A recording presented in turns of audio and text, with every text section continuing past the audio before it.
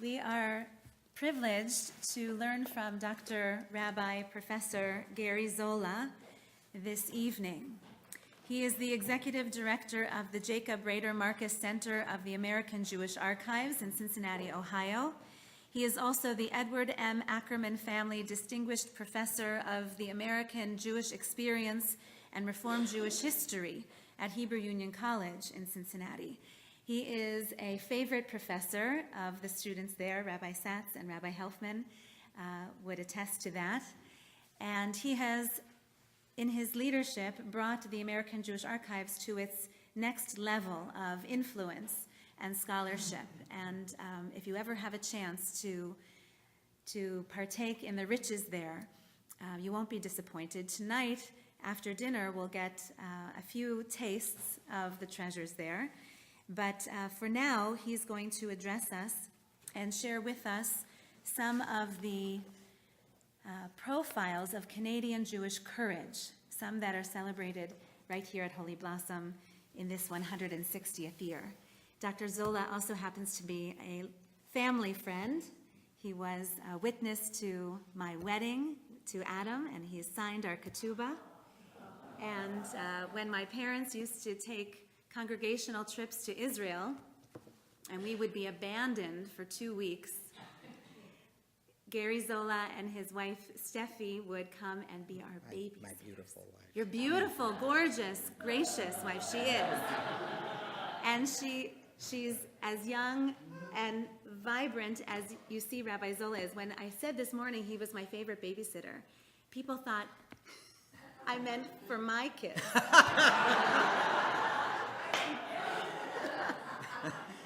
We're glad you're here. Thank you for teaching us. Well, what can I say? I've never been in the congregation, so. But first of all, before I speak, like any good clergy person, I have something to say. So if you're going to time me, it's not fair to start now. I'll tell you when.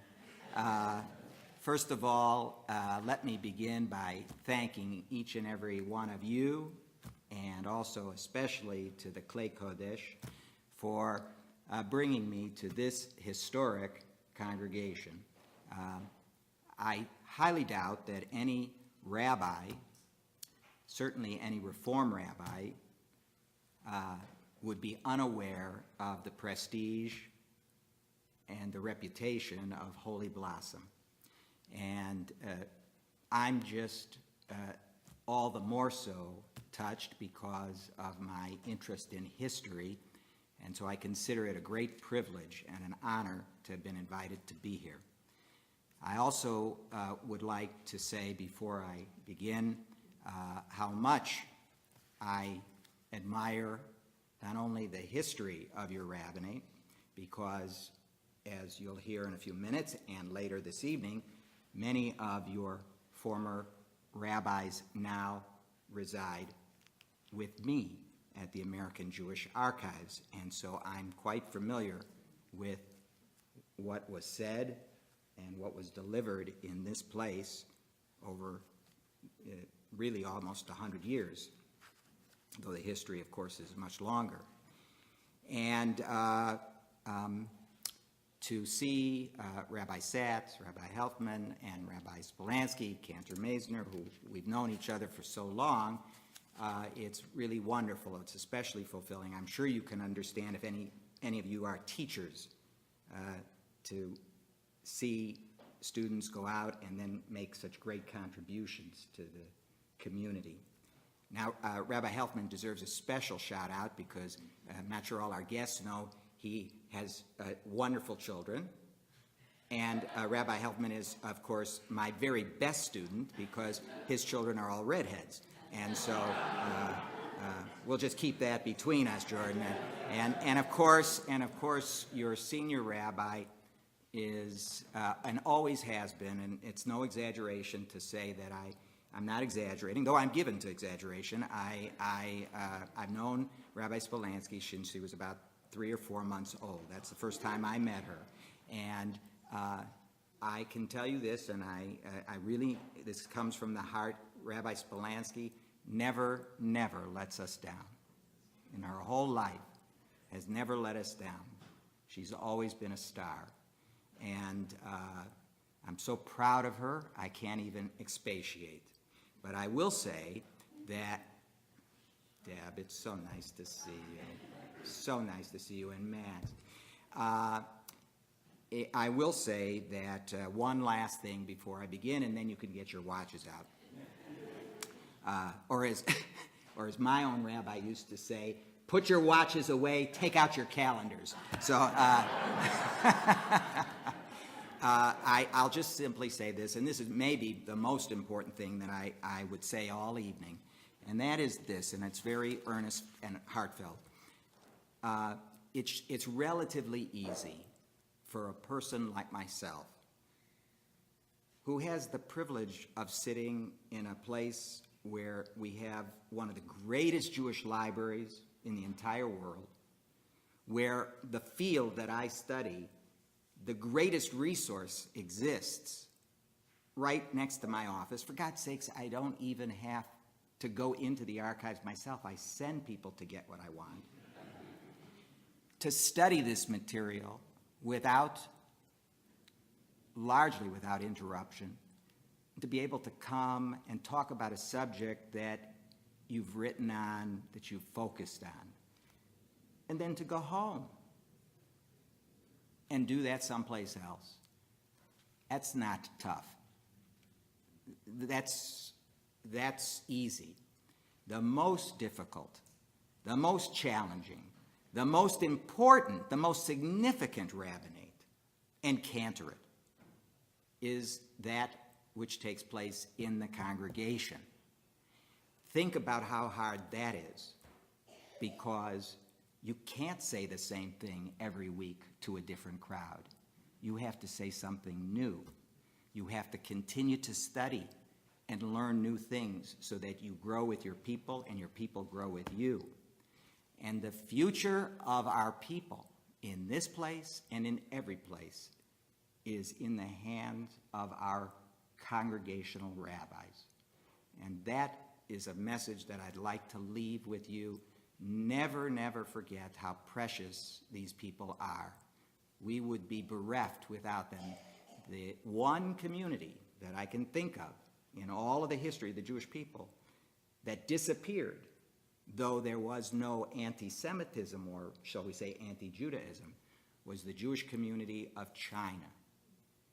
And the reason is they had no indigenous educational system. That is the future of our people. All right, you can take your clocks out. So I see in this crowd that there are some people who definitely will remember Milton Berle. But I think there's a few here who probably don't know who I'm talking about. I actually met Milton Berle, and if you ask me at dinner, I'll tell you my story of Milton Berle. But I used to love to see him on television. You know, he made me laugh. His show, and then he would make appearances very often on the Johnny Carson show. Someone will have to explain to those who are under 20 who he was. And one of his famous stories that's been retold and told, I love it, is, you know, he was on Johnny Carson's show and he says, you know, I'm a little down in the mouth. I had a bad experience today. He said, I went, as I always do when I come to a community, I went to this senior home for senior citizens because I wanted to cheer them up. And I walked in and I was shaking hands with all the people, but I noticed there was a woman off to the side who was paying no attention to me and seemed very glum and completely out of it. So I decided particularly to go over to that woman and to try to buck her up. And so I walked over and my big Milton Berle smile, I said, "Hello, ma'am, you know who I am, don't you?" And immediately, he tells Johnny, the woman's face lit up and she smiled and she said, "Now don't you worry, young man. If you don't remember who you are, just go over to the lady behind that desk. She'll be glad to remind you."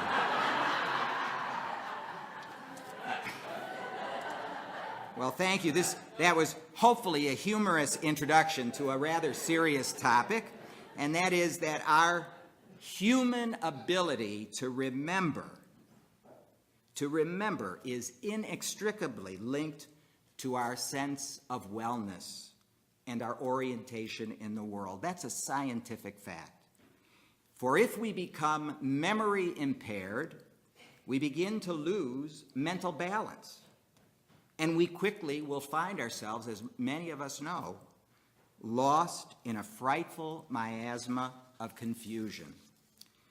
And this familiar phenomenon applies to communal memory just as it does to an individual.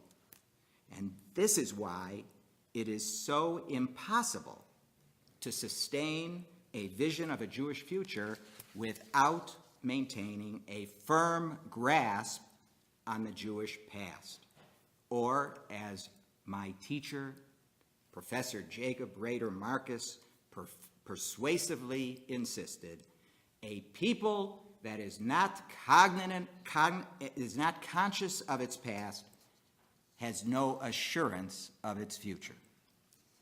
Now, this historic and venerable congregation, Holy Blossom, has long appreciated the importance of its own history.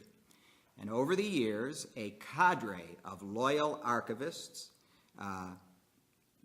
3 of them are right here in the room, have been carefully tending to preserving Holy Blossom's historical records. And by doing this, they've created tools that are indispensably important to scholars and to researchers who are going to strive to reconstruct this congregation's history, the history also of Jewish life in Toronto, and indeed the Jewish life of the Jewish people in Canada as a whole.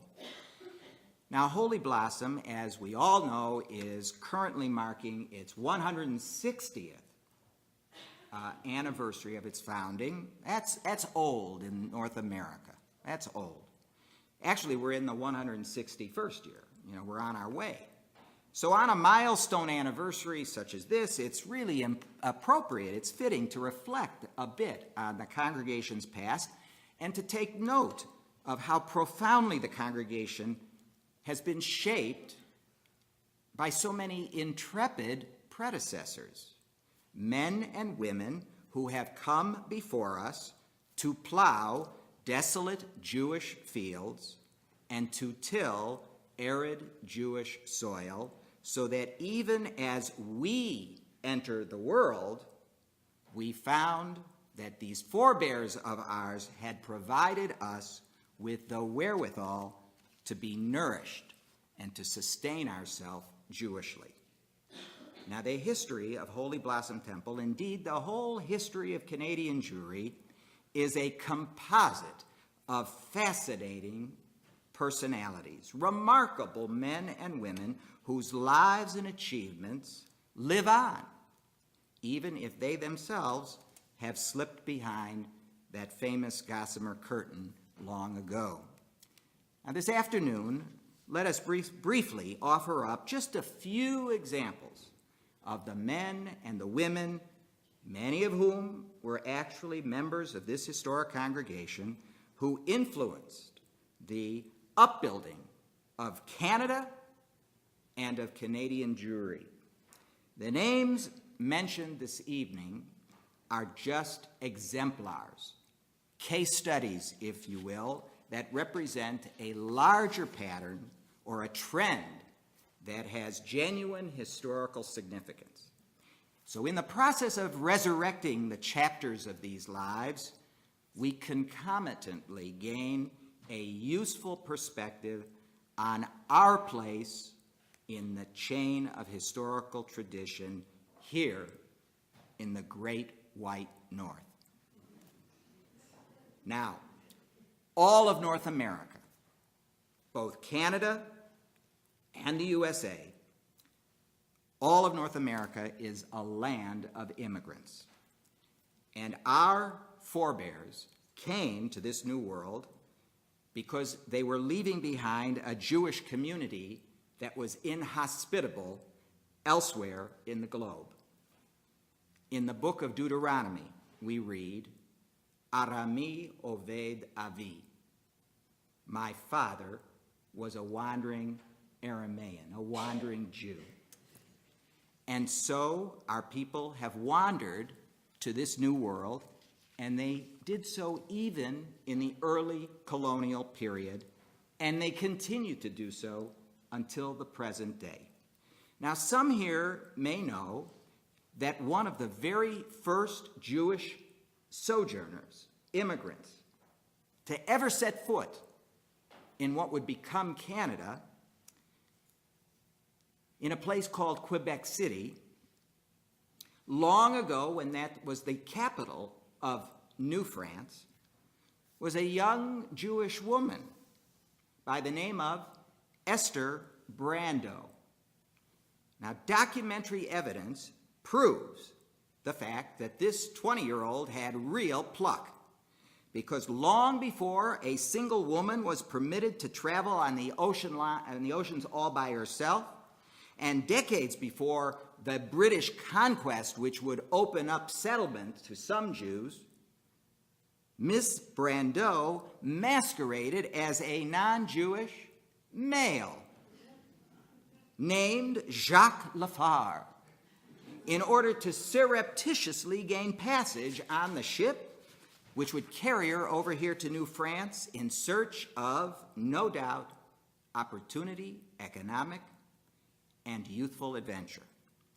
Now, since that time, Jews have always taken a very keen interest in legislation influencing immigration and naturalization. After all, economic disadvantages or political oppression that has been foisted upon our forebears, that is what pushed our forebears to flee their original homes in search of livelihood and in search of peace and quiet.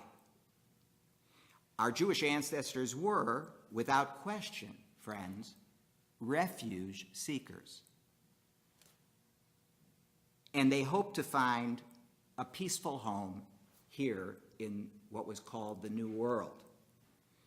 Now, if one reads the sermons that were delivered by your rabbis, the rabbis who occupied this Holy Blossom pulpit during those years, orations, by the way, that have all been lovingly preserved among the vast holdings of the American Jewish Archives, we will discover anew, just as Rabbi Spolansky said, how these great spiritual leaders of this congregation urged their community long ago to remember their own immigrant status. And they called upon them to urge the nation, the Canadian nation, to open lock gates to those who were trapped by brutal situations, those who were fleeing cruelty and oppression. And today, of course, we find ourselves living at a time when the same debate has again become salient. So consider the words of your rabbi, Rabbi Ferdinand Isserman, who served this congregation from 1925 to 1929. This young rabbi urged the members of Holy Blossom to actively oppose the adoption of restrictive immigration regulations that were to be put into place in the year 1919 as a shielding response to the social and economic turmoil that followed on the heels of World War I. And Rabbi Isserman appealed to the congregation in language which seems so sharply contemporary. I quote, "Shall we make God's property like the poaching preserve of the feudal barons around which we put a high fence and a sign that says, 'No trespassing', keeping out the humble? Shall we brazenly say to those who clamor to come to Canada because of need, who clamor because their children are hungry, shall we say to them, 'No trespassing'? Tragically, as we know, the same post-World War I restrictions that were applied in Canada and in the USA would ultimately have disastrous consequences for Jewish refugees fleeing the Nazi onslaught in the 1930s. The gates, though, had already been closed, and there was no refuge anywhere in the world for the Jew. Once again, your spiritual leader at that time, Rabbi Maurice Eisendrath, spoke out time and again on behalf of the immigrant. And after Canada joined Britain and France in declaring war on Germany in 1939, Eisendrath took this topic up with a keen urgency. 10 months before the United States even entered the war, in February of 1941, Eisendrath spoke to this congregation with words that, again, seem as if they were written for today. I quote, "No people has a monopoly on brains and brawn, nor has any people a right to entreat, to supplicate, even to bribe certain folk to come to these lands, to open its prairies, to mine its factories and homes, and then presumptuously to prate that their brethren still left across the seas are not good enough to share our selfishly regarded resources. Nor has any particular group the right to rob posterity of the blessings which might be bestowed by these newcomers to all of us in the future." Listen to this. We cannot fight Nazism with Anglo-Saxism. We can only fight Nazism with humanitarianism. Now, Jewish women also played a very significant role in the context of Canada's frontier environment. And of course, we know they've been mothers and housewives, but many women in Canadian Jewish history have become remarkable leaders, capable women in business.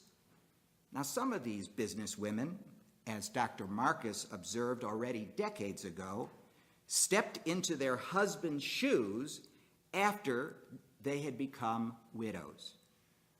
Example is Rachel Davis Wolfe from Ottawa. She was just that sort of woman. She had no choice but to take over her family business when her husband died when she was a very young woman, because she and her husband had already produced 12 children. And so she went to work and she provided them with an education and with all the needs that the two of them had anticipated offering.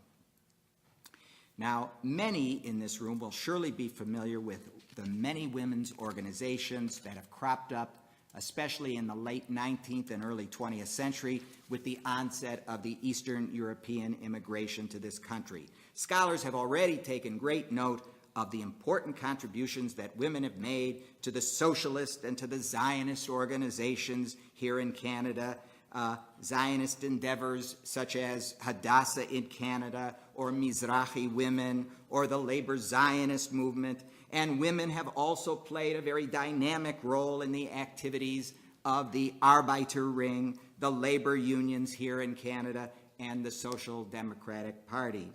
But Canadian Jewish women have also played a prominent role in the involvement of philanthropy in this nation.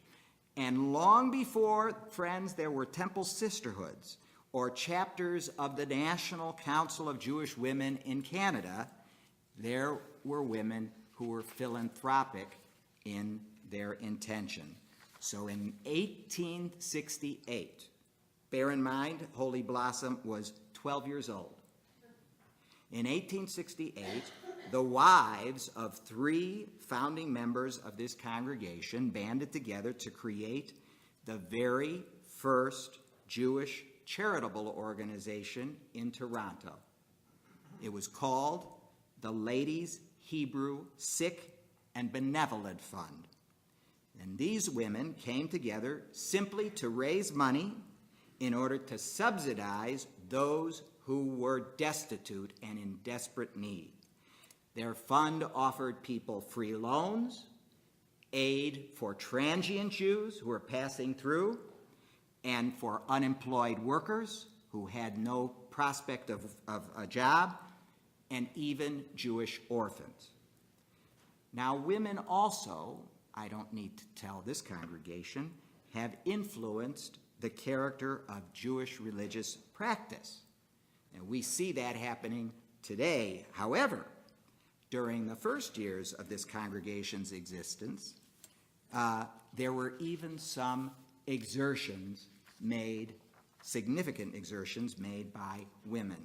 So, for example, early in the congregation's history, before it rose in holiness to the Reform movement, it was an Orthodox congregation, and that meant that men and women sat separately. And that also meant that there was a very large dividing line called a mechitza, division between where the men sat and where the women sat. Well, evidently, the wife of the president in the year 1868 was a woman by the name of Rachel Miller. Rachel Miller was married to the congregant Alexander Miller. And apparently, Mrs. Miller was not happy with such a big, heavy dividing point between the men and the women. She didn't like the traditional mechitza, and so apparently she shared her point of view at night with her husband. So at the next meeting of the board, President Miller, the record shows, vacated his chair in order to make a motion to keep peace in the house, probably, that we do away with the barrier between men and women. Much to Mr. Miller's chagrin, however, his board members defeated the motion. And so he had to go home and report this news to Mrs. Miller.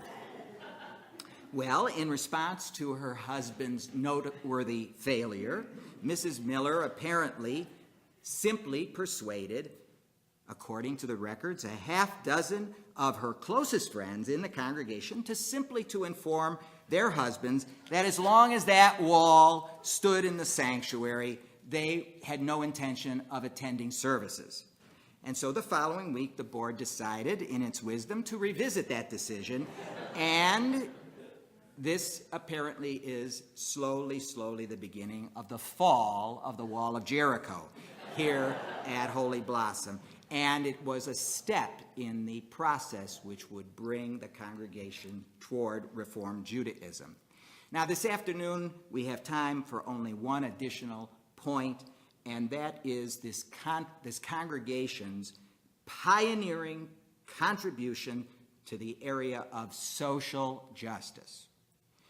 And not just for social justice for the Jew alone, but social justice for all peoples.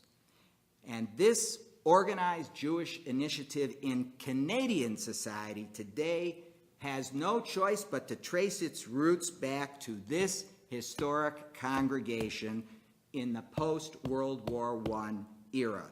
Because with the advent of the pulpit at Holy Blossom taking on HUC Cincinnati-trained rabbis, beginning with Barnett Brickner and continuing with Ferdinand Isserman and Maurice Eisendrath and Abraham Feinberg and then W. Gunther Plaut, whose yahrzeit we, of course, memorialize on this day, Holy Blossom becomes the first Jewish congregation in all of Canada to take serious action on the famous words of the Pittsburgh Platform of 1885, which insisted that Reform Judaism Reform Jews were duty-bound to participate in the great tasks of modern times, to solve on the basis of justice and righteousness the problems presented by the contrasts and evils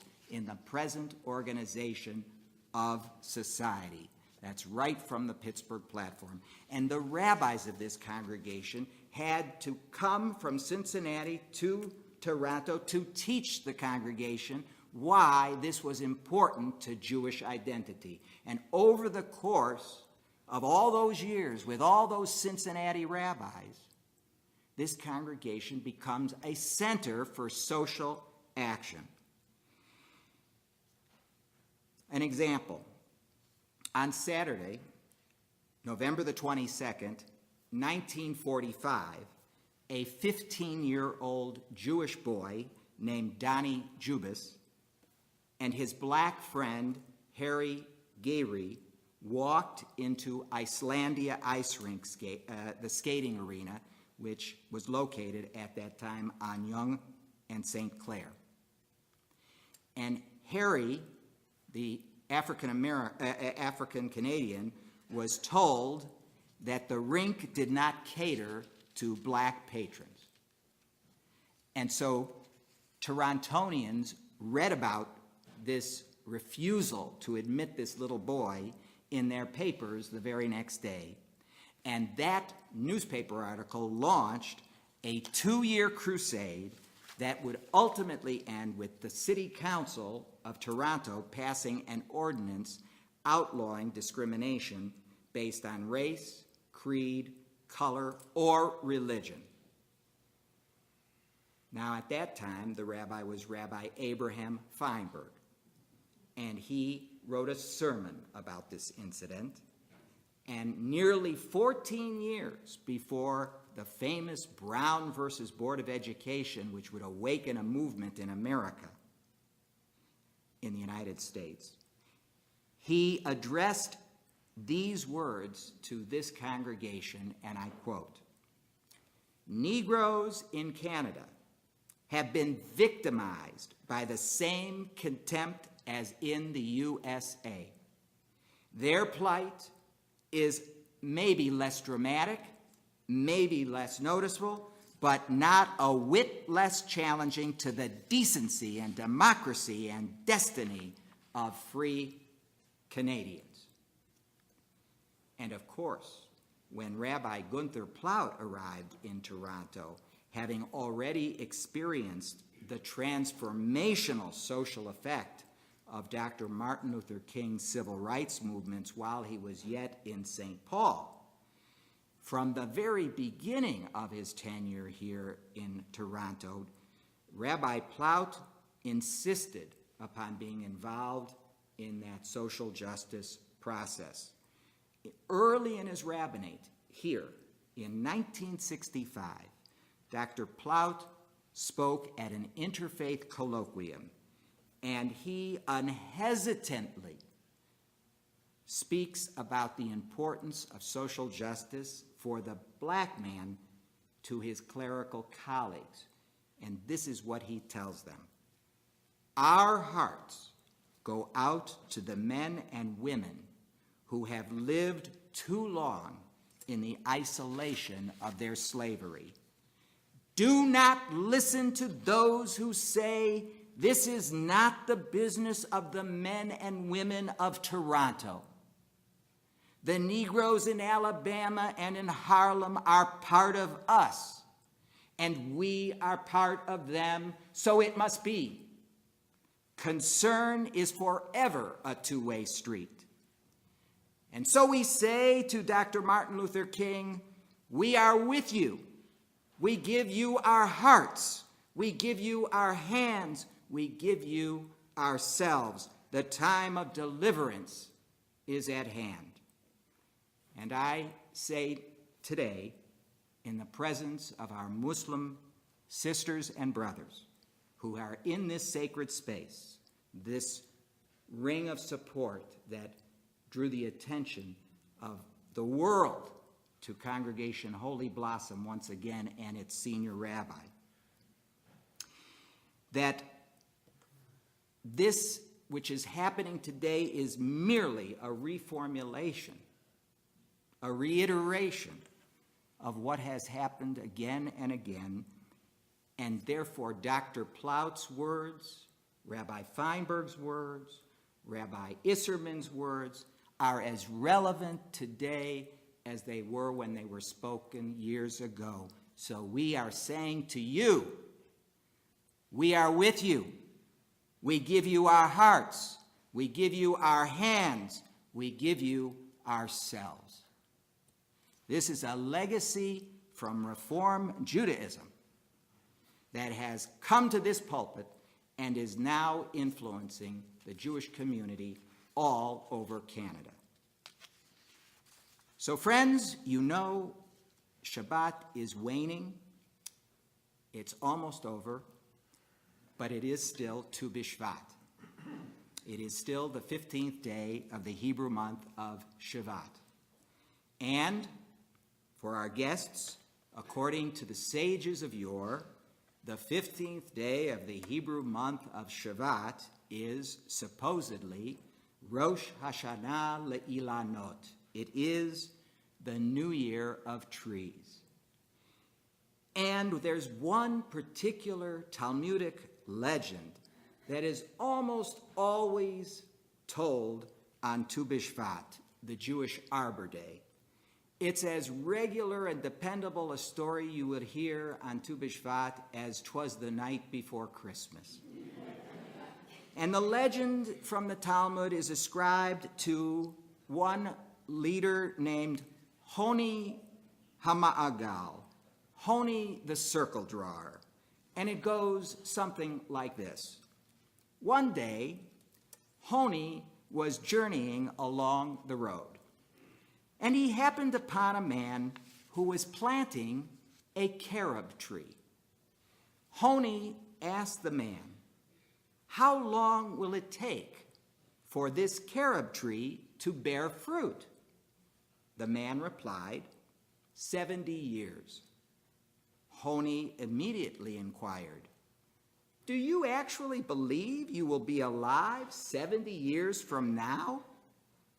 And the man responded, "I found fruit-bearing carob trees in this world when I was born. And so, just as my forebears planted carob trees for me, so too do I intend to plant carob trees for my children."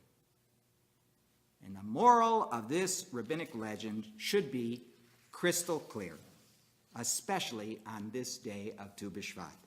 For blessings and benefits left to us by our forebears were just here awaiting us upon our arrival in this world, and therefore we are similarly obligated to do the very same thing for our posterity. And the brief profiles in Canadian Jewish courage that we heard this evening, these, of course, are exemplars of a larger, much more complex landscape. But yet the question remains, what will our legacy be? And here the wisdom and brilliance of the famous German philosopher Goethe comes to mind. And he puts in the mouth of Faust, his character, these words: "What you have inherited from your forebears, you must earn for yourself before you can really call it your own." What you have inherited from your forebears, you must earn for yourself before you can really call it your own. Friends, we know that we have inherited from our Canadian Jewish ancestors. We know it is a legacy. But now, as Goethe says, we must earn it for ourselves before we can call it our own. Remember, this is Jewish guilt at its best, what's coming next. One day, our successors will enter the archives, and they will do so in an earnest effort to understand our own era, the one in which we today live. And it is our opportunity while yet we live to write words in those chapters. After every Torah reading, practically, including today, we said these words. We say these words. Chadesh Yomenu Kekedem. It is not enough to remember the past. We must renew the past, because when we do that, we will renew and we will revivify our noble heritage. And it is quite likely that no one captured the entire essence of this overarching exhortation more aptly or more elegantly than did the first prime minister of the state of Israel, David Ben-Gurion, who said, in an entirely different context, admittedly so, but he said these words: "We Jews must never, never live in the past, but the past must live in us." Shabbat Shalom.